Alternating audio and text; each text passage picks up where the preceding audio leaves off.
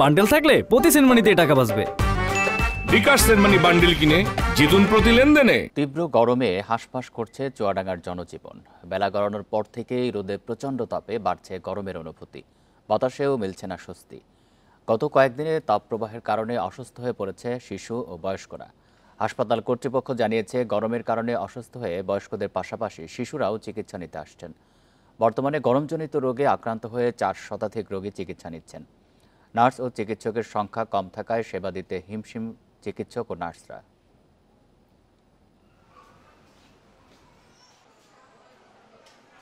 অতিরিক্ত গরমের চাপে ছেলেপিলে এখন অসুস্থ হয়ে যাচ্ছে, এখন ডায়রিয়া হয়েছে। কাল থেকে একবার এখনো ছেলেপিলে সুস্থ হয়নি। আমি আজ 3-4 দিন থেকে আজকে এই গরমে, অতিরিক্ত গরম, ঠান্ডা, জ্বর, কাশি। হাসপাতালে ডায়রিয়া, পেটে ব্যথা বা বমিতে আক্রান্ত হয়ে অনেক রোগীর চাপ আমাদের সামলাতে হচ্ছে এবং এক কথায় আমাদের সদর হাসপাতালে, বিশেষ করে চুয়াডাঙ্গা সদর হাসপাতালে জনবল সংকটের কারণে আমাদের এই রোগীদের ব্যাপক চাপ সামলাতে আমাদেরকে হিমশিম খাওয়া লাগছে। বরিশাল শেরেবাংলা মেডিকেল কলেজ হাসপাতালে রোগ নির্ণয়ে 26টি নতুন মেশিন স্থাপন করা হয়েছে। প্রতিদিন 1000 রোগ নির্ণয় পরীক্ষা করা হচ্ছে হাসপাতালে। খরচ হচ্ছে সর্বনিম্ন 20 টাকা থেকে সর্বোচ্চ 1000 টাকা পর্যন্ত।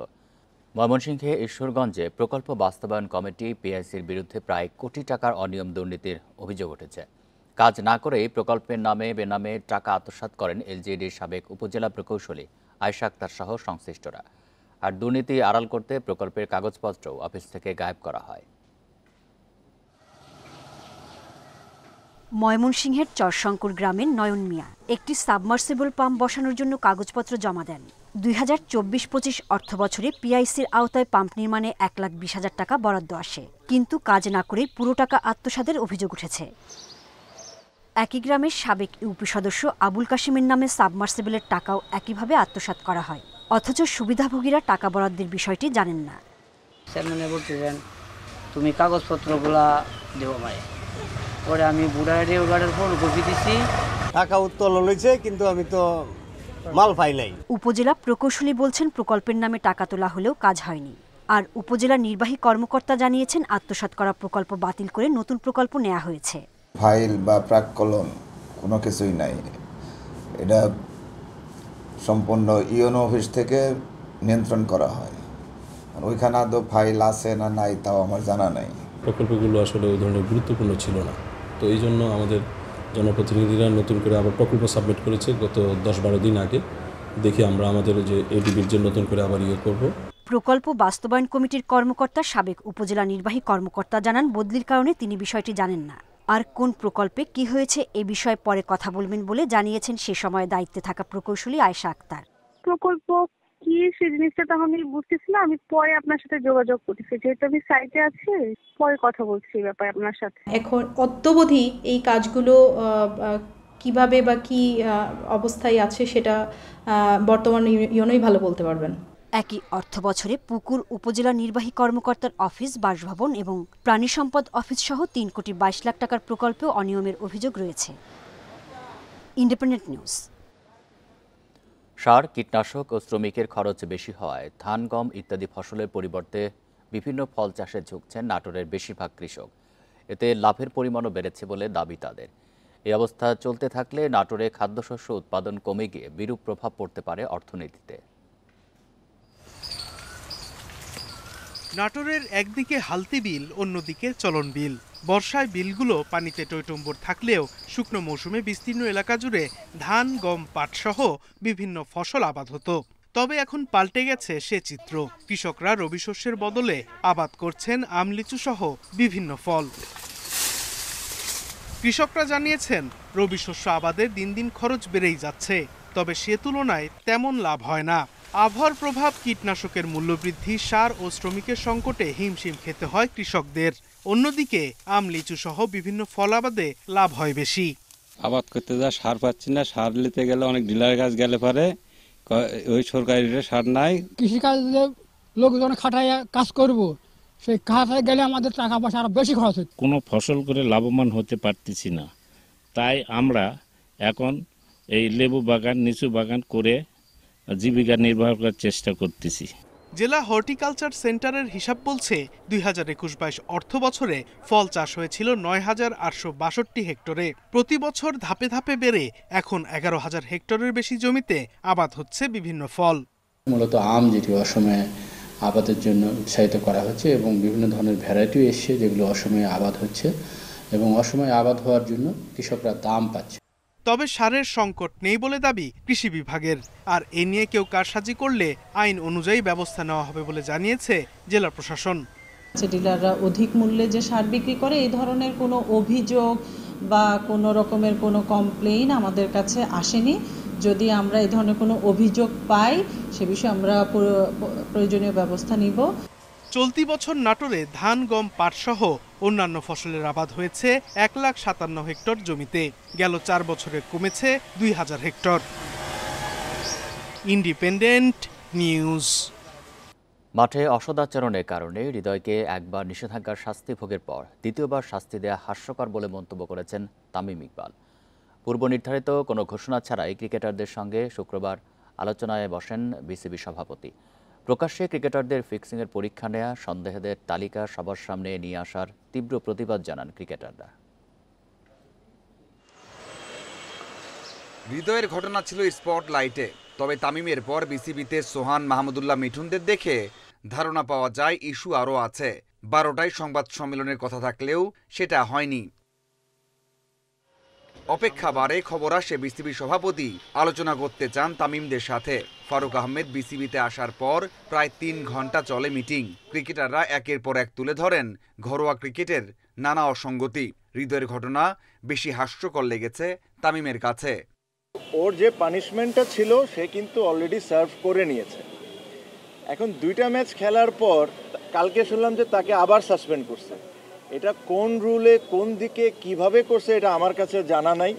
সো এই জিনিস নিয়ে আমরা খুব ওয়ারিড ছিলাম। এটা actually it was very funny. এটা কোনোভাবেই সাসপেন্ড হতে পারে না, বিকজ যে ছেলে অলরেডি সাসপেনশন হয়েছে, তাকে বিসিবি অ্যালাউ করেছে খেলার জন্য 2 ম্যাচ, তাকে আবার আপনি কিভাবে সাসপেন্ড করতে পারেন? শাহিনপুকুর গুলশান ম্যাচের সন্দেহ তালিকায় থাকা 2 ক্রিকেটারকে যেভাবে পরীক্ষা করা হয়েছে তারও প্রতিবাদ জানান তামিমরা।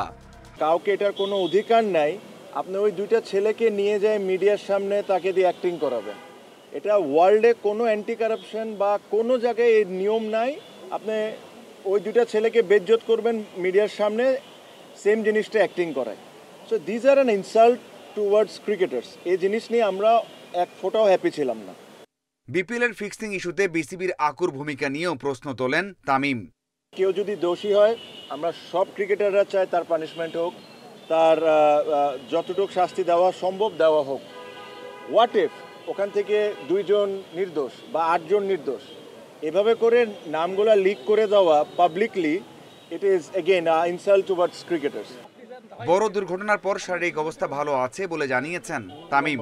কঠিন হলেও 3 মাস পর ব্যাট হাতে নিতে চান বাংলাদেশের সবচেয়ে সফল batter. Mazharul Islam, independent news. Tamim Iqbal সহ কতিপয় ক্রিকেটারদের চাপে তাহিদ হৃদয়ের শাস্তি 1 বছর পেছালো বিসিবি। নজিরবিহীনভাবে তৃতীয়বারের মতো মোহামেডান অধিনায়কের শাস্তি বদলেছে দেশের ক্রিকেটের সর্বোচ্চ নিয়ন্ত্রক সংস্থা। বিসিবির একটি সূত্র জানিয়েছে হৃদয় তার বাকি 1 ম্যাচে নিষেধাজ্ঞা ভোগ করবেন ঢাকা প্রিমিয়ার লিগের পরের আসরের প্রথম ম্যাচে। এই সিদ্ধান্তের পর এবারের সুপার লিগে মোহামেডানের হয়ে বাকি 2 ম্যাচ খেলতে হৃদয়ের আর কোনো বাধা নেই। মিরপুরে কালই তাদের খেলা আছে গাজী গ্রুপ ক্রিকেটার্সের বিপক্ষে।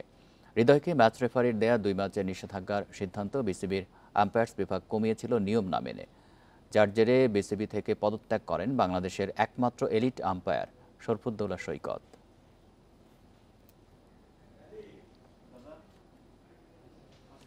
প্রধান উপদেষ্টা ডক্টর মোহাম্মদ ইউনূসের সাথে রাষ্ট্রীয় সফরে যেতে পেরে গর্বিত 4 নারী ক্রীড়াবিদ শুক্রবার দেশে ফিরে জানিয়েছেন নিজেদের অভিজ্ঞতার কথা। কাতার ফাউন্ডেশনের নির্বাহীর সাথে দেখা করে চেয়েছেন ডরমেটরি, জিমনেসিয়াম ও ফুটবল মাঠ, পেয়েছেন আশ্বাস। শুক্রবার ভোরে কাতার থেকে ফিরেছেন, বিকালেই ফরেন সার্ভিস একাডেমিতে এসেছেন 4 নারী ক্রীড়াবিদ। দেশের ইতিহাসে প্রথমবার উপদেষ্টার সাথে গিয়েছিলেন রাষ্ট্রীয় সফরে। গণমাধ্যমে জানিয়েছেন নিজেদের অভিজ্ঞতা। ফুটবলার আফিদা রিপা ও ক্রিকেটার সুমায়া শারমিনকে আমন্ত্রণ জানিয়েছিল কাতার ফাউন্ডেশন। দেখা করেছেন ফাউন্ডেশনটির প্রধান নির্বাহী শেখা হিন্দ বিনতে হামাদ আল থানির সঙ্গে। বাংলাদেশের ক্রীড়াঙ্গনের কথা তুলে ধরে আবদার করেছেন ডরমেটরি, জিমনেশিয়াম ও মাঠের। দেশটির উন্নত রিহ্যাব সেন্টারের পরিষেবাও ছিল চাওয়াতে। অন্যান্য গেমগুলো তেমন আরো ফ্যাসিলিটিস পায় না, আমরা তো তাও কম বেশি পাইতেছি। তো ওনারা আমাদেরকে আশ্বাস দিছে যে অবশ্যই আমরা এটা দেখব, তোমাদের ওখানে হচ্ছে যা যা লাগবে আমাদেরকে বলবা, আমরা অবশ্যই চেষ্টা করবো তোমাদের সাথে হচ্ছে কাজ করার জন্য। স্পোর্টস অবকাঠামোতে কাতার অনেক উন্নত, তবে দেশটিতে ক্রিকেটের জনপ্রিয়তা নেই।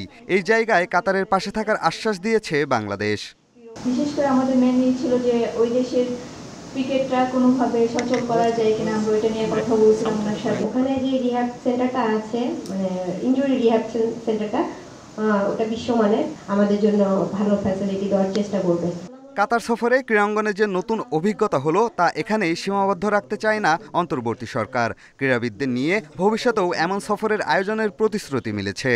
এটা ধারাবাহিকতায় আরও অনেক দেশ আছে বা আরও অনেক প্রতিষ্ঠান আছে যাদের সাথে পরবর্তীতে মাননীয় প্রধান উপদেষ্টা বিভিন্ন সময় আলোচনা করবেন বা ওনার সাথে কথা হবে, তখন ক্রীড়াক্ষেত্রে সহযোগিতার বিষয়টা উনি ভুলে যাবেন না বা এটাকে উপেক্ষা করবেন না। 2022 সালে ফুটবল বিশ্বকাপের আয়োজক ছিল কাতার। মেসি, রোনালদো, নেইমাররা খেলেছেন এমন স্টেডিয়াম ঘুরতে পেরে রোমাঞ্চিত 4 নারী ক্রীড়াবিদ। কাতারের উন্নত একাডেমি বাংলাদেশে না থাকার আক্ষেপ তাদের। পিয়াস সাহা, ইন্ডিপেন্ডেন্ট নিউজ, ঢাকা।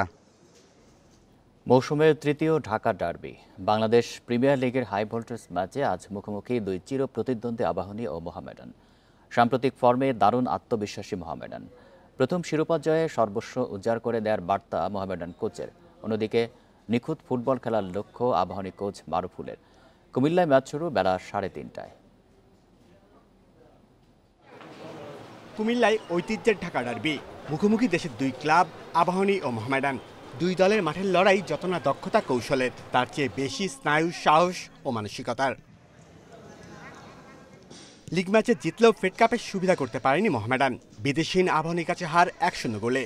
অতীত নিয়ে মাথা ঘামাতে চান না মোহামেডানের কোচ আলফাজ। ম্যাচ জিতে প্রথম লিগ শিরোপা জয়ের আরও কাছে যেতে চান। আত্মবিশ্বাসে আমরা যেহেতু 4 পয়েন্ট এগিয়ে আছি, আমরা এই অ্যাডভান্টেজটা বিশাল বড় ব্যাপার। যদি 100% সবাই দিতে পারি প্লেয়াররা, ইনশাল্লাহ আমরা জয় নিয়ে মাঠ থেকে ফিরব। মর্যাদার ম্যাচে জয়ে মরিয়া আবাহনী। জিতলে যে টেবিল টপার মোহামেডানের সাথে পয়েন্টের ব্যবধান একে নেমে আসবে। প্রথম লেগ হারলেও ফেড কাপের জয়ে আত্মবিশ্বাসী মারুফুল হকের শিষ্যরা। আমাদের জায়গা থেকে আমরা প্রিপারেশন নিচ্ছি এবং আমরা আমাদের যে কোচিং স্টাফের যে প্ল্যানিং আছে, ওই প্ল্যানিং অনুযায়ী যদি আমরা মাঠে ফুটবলটা খেলতে পারি, ইনশাল্লাহ ভালো একটা রেজাল্টের আশা করছি। টাইট হবে ম্যাচটা খুব, তো দিন শেষে মাঠে যারা ভালো ফুটবলটা খেলতে পারবে জয়টা তাদেরই আসবে। মাঠের লড়াইয়ের পাশাপাশি ডাগ আউটে নজর থাকবে সবার। দুই দলের দেশীয় কোচের প্র্যাকটিসের ওপর নির্ভর করছে অনেক কিছু। Shamim Ahmed, independent news. এই ছিল এখনকার সংবাদে। ইন্ডিপেন্ডেন্ট টেলিভিশনের সব খবরের আর বিস্তারিত জানতে চোখ রাখুন ফেসবুক, ইউটিউব এবং এক্সে। ধন্যবাদ সবাইকে।